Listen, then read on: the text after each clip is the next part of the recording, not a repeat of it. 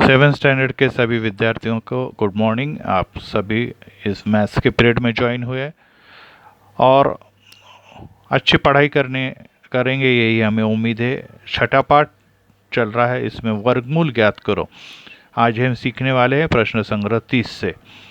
तो वर्गमूल अर्थात ये भी घातांक वाली संख्या ही होती है। और अगर आपको मैं बताना चाहूँ तो वर्गमूल का मतलब होता है किसी भी संख्या की घात 1/2 की घात 1/2। अर्थात अभी तक हमने जो घातें देखी है घात वाले सवालों में, वो पूर्णांक स्वरूप में थी, धनात्मक ऋणात्मक जो भी थी। लेकिन प्रथम ही ऐसी है जो घात बटे में है, अर्थात उसी को हम वर्गमूल लेते हैं। वर्गमूल को हल करने का मतलब है किसी भी संख्या को अगर 2 बार हम लिखेंगे तो उसे एक बार वर्गमूल के बाहर निकाला जाता है। जैसे 625 का वर्गमूल निकालिए, तो अपने को क्या करना है, इसके अवयव निकालने हैं, इसके गुणनखंड निकालने हैं। और ये हम लोगों ने लसावी मसावी में भी और उसके पहले भी गुणनखंड निकालो में देखा है। तो 625, अब ये 625 अगर हम की तरफ हम देखेंगे तो 5 से भाग देंगे तो 5 एकम 5 बचा 1, 12 बन गए, 5 दूनी 10 बचे 2, 5 5 25। फिर 5 से भाग जाता है क्योंकि इकाई वाली संख्या 5 है, 5 दूनी 10 बचे 2, 2 मतलब 5 25 बन गया, 5 25। फिर से 5 के पहाड़े में 25 आता है 5 बार और 5 एकम 5, अर्थात 625 में 5 ये कितनी बार आ रहा है, 4 बार आ रहा है। 625 का मतलब है 5 गुना 5 25, 25 गुना 5 125, 100 गुना 5 125 गुना 5 किया तो 625।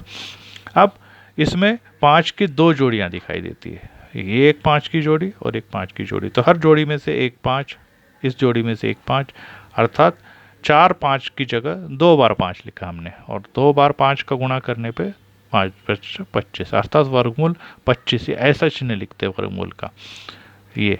और इस वर्गमूल 625 का मान होता है 25।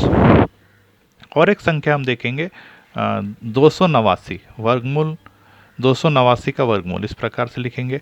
अब उसके अवयव निकालने जाएंगे तो अवयव इस प्रकार से निकाले जा रहे हैं, ये डायरेक्ट 17 के पहाड़े में जाएगा क्योंकि अन्य कोई संख्या से इसे भाग नहीं जा रहा है। तो 17 एकम 17, तो यहाँ पे बचते हैं 11, 119, 17 17 119। मैंने आपसे कहा था कि आप लोगों ने गुणा भाग टेबल या पहाड़े अच्छी तरह से याद करना है। और फिर 17 एकम 17, तो 289 में 17 आता है 2 बार, और मैंने आपको बताया कि वर्गमूल में कोई भी संख्या अगर 2 बार आए तो उसे एक बार बाहर निकाल कर लिखा जाता है।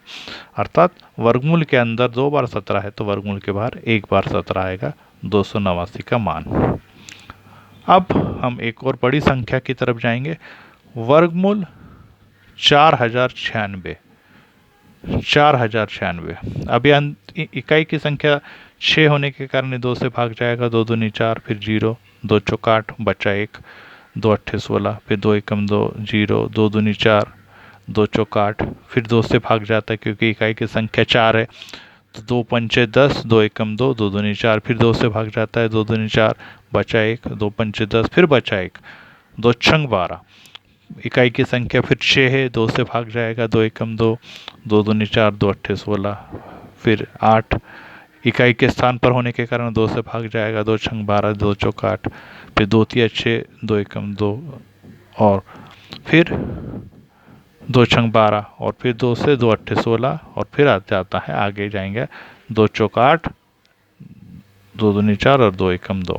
अब हम गिनेंगे तो कितनी बार 2 से गया, 1 2 3 4 5 6 7 8 9 10 11, 12 बार 2 आया, 12 बार 2 आया, तो 12 बार का आधा कितनी बार आएगा, 6 बार 2, तो 12 बार की जगह हमने 6 बार 2 लिख दिया। और 6 बार 2 का गुणा करेंगे तो इस प्रकार से होता है 2 गुना 2 गुना 2, 2 दूनी 4 दूनी 8 और 2 दूनी 4, और 8 चौक 32, अर्थात वर्गमूल 4096 का मान होता है 32।